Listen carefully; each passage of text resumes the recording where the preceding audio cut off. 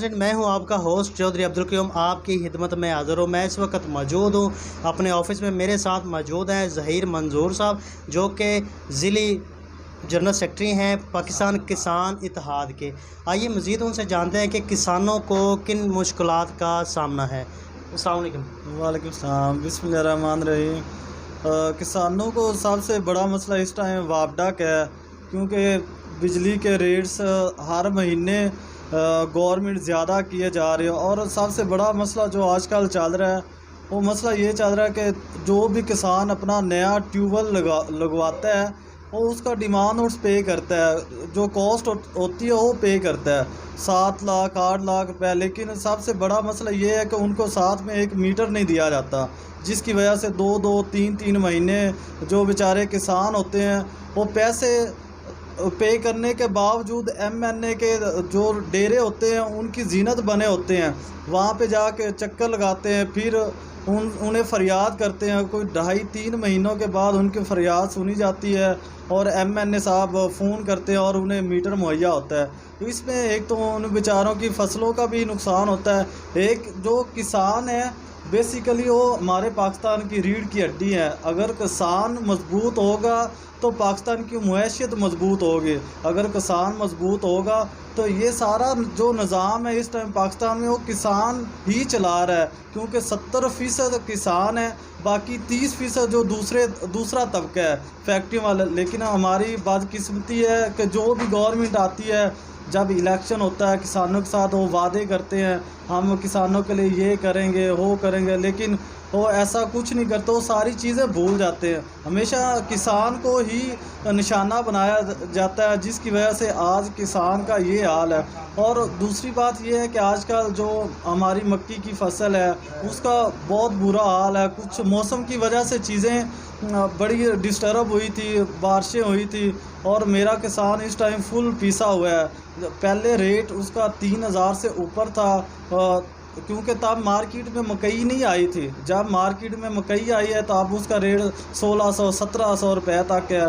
अगर वो उसका हिसाब किया जाए, पानी के बिल निकाले जाए, खाद निकाली जाए या जो तेल वगैरह निकाला जाए, तो बेचारे किसान को कुछ नहीं बचता, वो लॉस में जाता है। तो हमने DCO साहब से भी मुलाकात की थी, लेकिन DCO साहब ने भी वो वही जैसे होती है कि हम कर रहे हैं, कुछ आप किसानों को रोकें कि वो एक दफ़ा स्टॉप करें।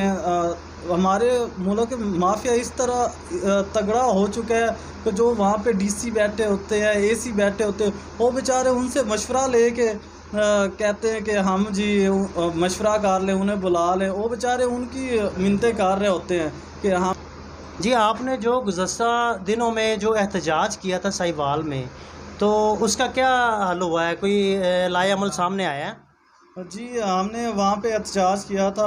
पहले हमने एक जो GT रोड था उस्मानिया रेस्टोरेंट के साथ, वो हमने पहले एक साइड बंद की थी उसकी, ताकि गवर्नमेंट को एक हमारा मैसेज चला जाए कि किसान बेचारे कितने पिसे हुए हैं और ये किसान इत्तेहाद बनी क्यों है, इसका मकसद क्या है। क्योंकि जब लोगों के जो हक होते हैं जब उनकी नफ़ी की जाए तो तब ये तबके बनते हैं, तब ये तंजीमें वजूद में आती है। तो हमने एक पॉजिटिव मैसेज उन्हें देना था कि हम बड़े पीसे हुए हैं और एक स्टोर माफिया जो 1300-1400 रुपये तक जो आलू का रेट है वहाँ पे लेकर चला गया।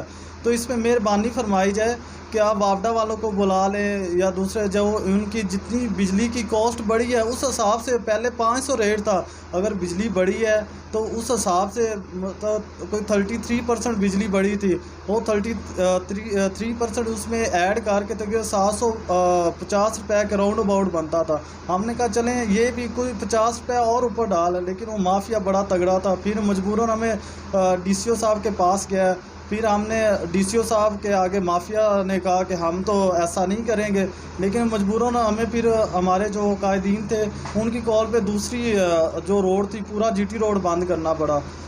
फिर हमने जब GT रोड बंद किया तो फिर उन्होंने मतलब 850 रुपये तक हमारे साथ की, लेकिन उसमें हमने शराइत रखी, क्योंकि ये चले जब इनके साथ डील हो जाती है, मुज़ाकरात हो जाते, बाद में हाई कोर्ट चले जाते हैं, वहाँ पे जाके उस पर स्टे अप्लाई कर देते हैं। वो फिर फ़ैसला होते होते तब सीज़न गुजर जाता है, मेरा किसान बेचारा रूल रहा होता है।